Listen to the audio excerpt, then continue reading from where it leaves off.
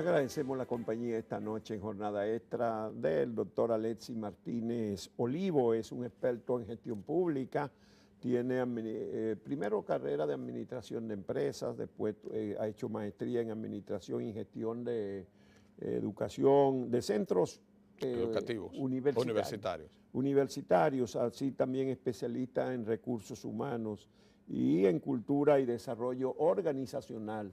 Alexis, te invitamos para que conversáramos un poco sobre el último informe de competitividad global del Foro Económico Mundial que se dio a conocer hace unos 10 días.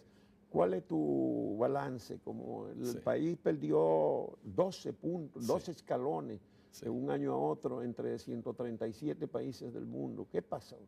¿Cómo tú interpretas este informe? Bien, gracias. Primero agradecer esta invitación, el gesto y decirle que realmente primero llama preocupación y bastante. Perder 12 puntos en este contexto actual no le viene bien al país.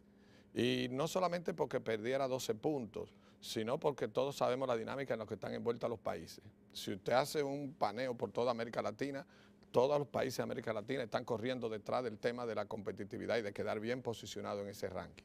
Eso tiene su impacto desde el punto de vista de inversión, desde el punto de vista de estabilidad macroeconómica y de una serie de elementos. ¿Qué pudo haber ocurrido? Bueno, el mismo informe resalta aspectos positivos y negativos. Los negativos pesaron bastante.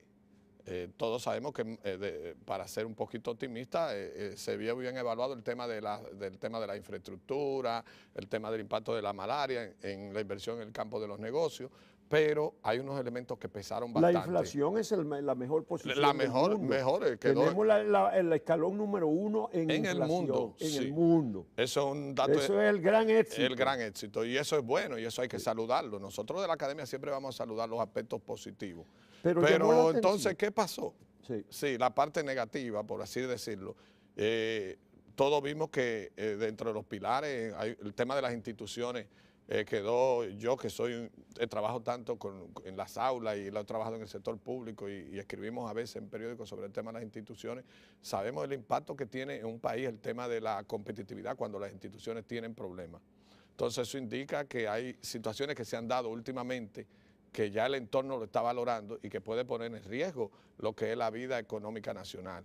Por ejemplo, la poca valoración que se tiene, el mismo informe reseña la poca valoración que se tiene de la gestión estatal, del respeto que se debe ganar una institución, la poca credibilidad en instituciones judiciales, el tema del mismo impacto de los políticos, entonces la poca valoración que han obtenido los políticos, la transparencia, esa cultura.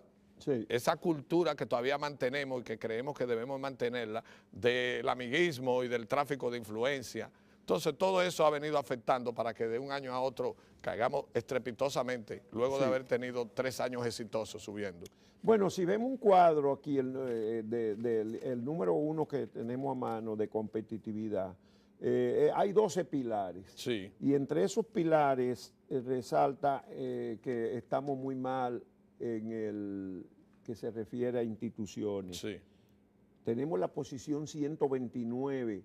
De 137. De 137. ¿Eso qué quiere decir? Que hay solo 8 países que están peor en esos 138 países del mundo que la República Dominicana. Sí, y eso es bastante preocupante, mucho más porque vuelvo y te repito, cuando una institución, cuando un país, sus instituciones no son fuertes, eso trae como consecuencia falta de credibilidad en los inversionistas. Hay un tema y eso tiene su causa, porque también hay que buscar la causa. Vi en estos días que el director de Procompetitividad inmediatamente llamó a Agenda Nacional, pero es que eso tiene una causa mucho más profunda. Sobre el informe. A Rafael Paz. Sí, ha estado con nosotros allá bastante en la Facultad de Ciencias Económicas y Sociales cuando era representante del sector empresarial. Pero el tema es que eso no basta nada más. Es que hay un tema, Juan Bolívar, y es el tema de la profesionalización del sector público. A veces anda Ventura Camejo predicando prácticamente como en el desierto sobre la falta de profesionalización, institucionalización de la gestión pública y no le hacemos caso porque no son asuntos que se miden tangiblemente. Bueno, pero cuando tú no tienes instituciones públicas... Cuando vemos las 10 peores puntuaciones que tiene la República Dominicana en ese informe, resalta la corrupción. Ahí También. no hay ninguna duda. Por ejemplo, en confianza en lo político estamos en el penúltimo escalón. Yo digo que somos subcampeones. En favoritismo en las decisiones de los funcionarios, también estamos en la penúltima, 136 escalón, en el escalón 136. En desvío de fondos públicos, escalón 135 de 137. En efectividad de la política antimonopolio, el 133. En confiabilidad de la policía, el 132. En comportamiento ético empresarial, estamos en la posición 132. De manera que también en el sector privado, la ética empresarial, solo hay 5 países peor que nosotros. Sí, es un tema de cultura organizacional que no hemos podido arraigar. Hay una poca formación también en los gestores públicos en materia de administración pública. Hay países donde han logrado superar eso porque están obligando a los funcionarios públicos a entender a qué es que van a un sector público. Y ellos comienzan desde los propios partidos políticos, comienzan desde antes a formarlo para que cuando lleguen no creamos que el Estado nos pertenece, que es un botín, que nosotros podemos manejarlo con toda la discrecionalidad del mundo. Inclusive se ve hasta a veces mal visto por temas de cultura política, Juan Bolívar, en nuestro país, que un funcionario público se niegue a complacer a un amigo o un sector. Pero mira, tú estás ahí, entonces, ¿cuándo que tú me vas a resolver si ahora que está? Entonces hay que trabajar mucho eso. Desvío de los fondos públicos. Sí, ahí entra el caso como el de Odebrecht. 135 de 137, o sea que hay 2 países más, solo peor que nosotros. Muy preocupante, Juan Bolívar. Fíjate, el tema es, y vuelvo y reitero, hay que educar al funcionario público. Yo con mi posición de vicedecano siempre le voy a dar una mirada, no tanto política, sino una mirada educativa. Aquí no se puede pensar que vamos a avanzar en temas de institucionalidad. Si estamos llegando al Estado, los políticos están llegando al Estado a creerse que le pertenece. No es un tema necesariamente del partido de turno, aunque sí le cabe la mayor responsabilidad, porque lo vemos en los municipios también, Juan Bolívar. Lo vemos en los legisladores con los famosos cuotas que se les asignan. Entonces, todos esos temas que se desvían para asuntos que no son propios y no contribuyen en nada al desarrollo pero nacional. Hace ya como, debe ser cuando el informe Atalí debió haberse producido como en el año 2010. Sí. Fue en pleno gobierno del presidente Leonel Fernández, probablemente en el 9. Pero bueno, 7, 8 años atrás, ese informe documentó contundentemente que el primer gran desafío de la sociedad dominicana era recuperar la confianza en las instituciones. Sí. Y se pagó $1 millón por ese informe. Pero el Banco Mundial hizo otro informe en ese año, presentado, era cuando estábamos discutiendo la Estrategia Nacional de Desarrollo. Y también presentó similares propuestas. Aprobamos la Ley de Estrategia Nacional de Desarrollo y resulta que no echamos para adelante ninguna de las cuestiones fundamentales. A propósito, pero ahí vuelve de nuevo otro tema. ¿Qué es lo que pasa en la sociedad? Fíjate, la misma Ley de Estrategia Nacional de Desarrollo, en su eje 4, creo que los incisos 5 y 6 establece bien claro que los funcionarios públicos... Fue en enero del 2012 que se promulgó la Estrategia Nacional de Desarrollo. Sí, en el 12, sí, 12 hasta el 30. Entonces, ¿qué dice bien claro? Que es una responsabilidad del Estado no solamente fortalecer las instituciones del Estado, sino también los procesos de veeduría, de transparencia. Se ha avanzado muy poco, todavía los funcionarios se niegan. Bueno, al principio el gobierno ofició las comisiones de veeduría, lo que pasa es que fracasaron en casi todos los órdenes. Porque fíjate qué ocurre, Juan Bolívar. Yo he tenido contacto con muchas personas que han sido miembros de comisiones de veeduría, que cuando van a las instituciones del Estado, en la práctica puede haber una orden, un marco jurídico, porque recuerda que los temas de competitividad, los temas de institucionalidad, no solamente es el marco jurídico, también es la cultura de la realidad. En la realidad, los funcionarios se niegan a dar informaciones, se niegan a trabajar. Se le olvida que las instituciones ya han dejado de ser jerárquicas. Bueno, ahora también entra el tema de la gobernanza. Se creó toda una política de ética y se hizo jurar por un código de ética a los funcionarios públicos. Y se crearon un Consejo Nacional de Ética. Sí. ¿Y de qué ha tenido que ver con todos los escándalos públicos ese Consejo Nacional de Ética? Avanza en la medida en que el funcionario que esté en ese momento tenga un nivel de conciencia, pero como política general hemos avanzado poco.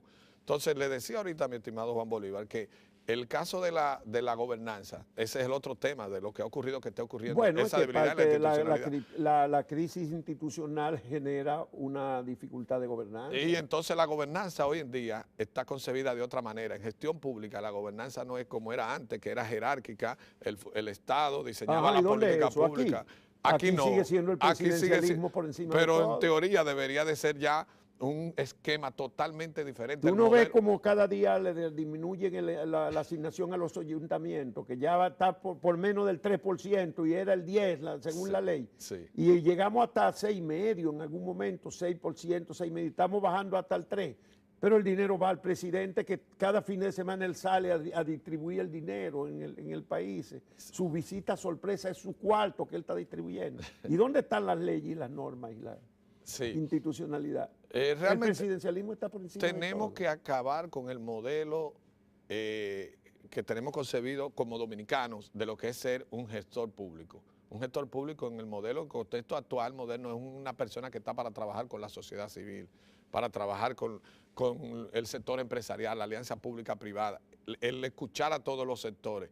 Usted liderea como funcionario un proceso, pero siempre debe tratar de que todo ese proceso esté acorde con lo que es un sentir nacional. La gobernanza manda necesariamente a que las decisiones se tomen en equipo, en colaboración. Tú hablas de dialogar, que los poderes dialogan. Esta semana entrevistábamos a Felucho Jiménez y él decía que lo que había aquí sobre la ley de partido era un intento de despojar al PLD de su derecho a decidir. Eso es decir, que el PLD estaba siendo víctima de una sociedad civil, de unos partidos de oposición minoritarios, por supuesto, y de muchísimos periodistas que quieren despojar al PLD de su derecho a decidir. Sí, hay sectores dentro del PLD propiamente que propugnan porque es un derecho a decidir, pero posiblemente quizás esos sectores no están tomando en cuenta lo que la realidad de la gente le está imponiendo. Si tú ves hoy en la prensa nacional, ya se pronunció la FINJU, se pronunció la Asociación de Industriales. No, pero hace tiempo la FINJU viene haciendo campaña. Se pronunció la propia Junta Central Electoral, se pronunció hace 2 o 3 días diciendo que hay que tener cuidado con la nueva ley de partido porque hay elementos que se están proponiendo que quizás ni ellos mismos puedan cumplir. Entonces, ¿para qué vamos a construir una ley que en lugar de fortalecernos y de desarrollarnos? No, los partidos quieren imponer un padrón abierto sobre la base de que ningún partido tiene padrón, ni puede tenerlo, aparentemente no pueden, aunque el PRM está haciendo su padrón justamente ahora en estas semanas. Creo que hasta finales de octubre cierra su padrón. Va a ser un padrón y que eso es lo que tienen que hacer todos los partidos. Pero además, en la misma ley, en el artículo 5 del proyecto de ley de partidos, y ya eso fue consensuado, se establece que cada año los partidos tienen que actualizar su padrón ante la Junta Central Electoral. En febrero de cada año tienen que tener la actualización de su padrón. ¿Qué quiere decir eso? Que entonces saben que no van a cumplir con ese artículo de la ley. Entonces sería un proyecto natimuerto, obviamente. Porque ellos dicen que no puede haber primaria con padrón porque no tienen padrón, pero la ley dice que lo deberán tener cada año actualizado. Por lo tanto, están diciendo, estamos probando eso, pero no lo vamos a tener, no lo vamos a hacer. Sí, entonces eso no fortalece la institucionalidad. No, yo creo que debemos ser ante todo realistas. Hay un tema interesante, yo voy a hablar como administrador. Yo no visualizo muchas posibilidades de administrar un proceso electoral donde hay cerca de, me imagino yo, Juan Bolívar, algunos 30, 50 mil candidaturas. Yo lo calculé ya, yo lo hice el otro día el trabajo. Interesante. Es decir, la ley indicaría el proyecto que a cada cargo puede haber 3 precandidatos. Entonces son 4,000 cargos para la municipal, son casi 4,000 cargos. Son 12,000 precandidatos por partido. Si hay 4 partidos que estarían obligados a hacerla, son los llamados mayoritarios, los que sacaron más del 5%, habrían 48,000 aspirantes a cargos, a los que hay que contarle cada uno su voto. Entonces yo ponía como ejemplo que en la pasada elección los candidatos a diputados, que hubo que contarle a cada uno su voto, solo eran 190 y en un promedio de 5 o 6, es decir, si eran 5 serían ¿cuántos? Que van a ser más, que van a ser más. 1,000. Y para contarle el voto a 1,000 o a 1,100 candidatos, se pasaron 2 semanas contando. ¿Y ahora cuántas semanas necesitarán para contarle los votos? 48.000. No, Juan Bolívar. Y la tecnificación de los recursos humanos de la propia Junta Central Electoral, la preparación, el costo, también tiene un costo inmenso.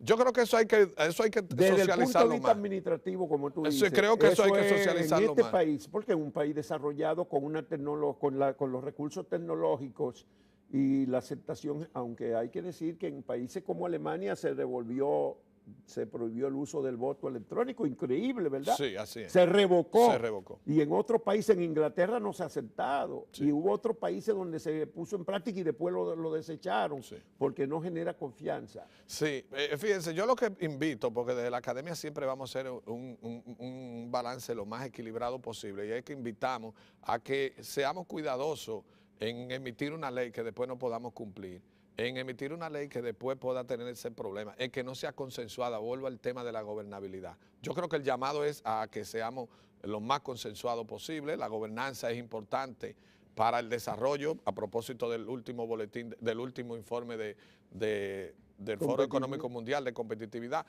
Tenemos que construir más confianza en las instituciones, más confianza en los políticos. Uno se pregunta si los políticos no pueden ver el día que en este país de tanta trampa, por ejemplo, donde una elección primaria a las municipales votaba la mitad, a una primaria deberá votar el 25%, o sí, ponle la tercera parte, que va a haber tanta gente en las calles, desempleados, vividores, que pueden vender un voto por 500 pesos, como ha ocurrido en otras elecciones.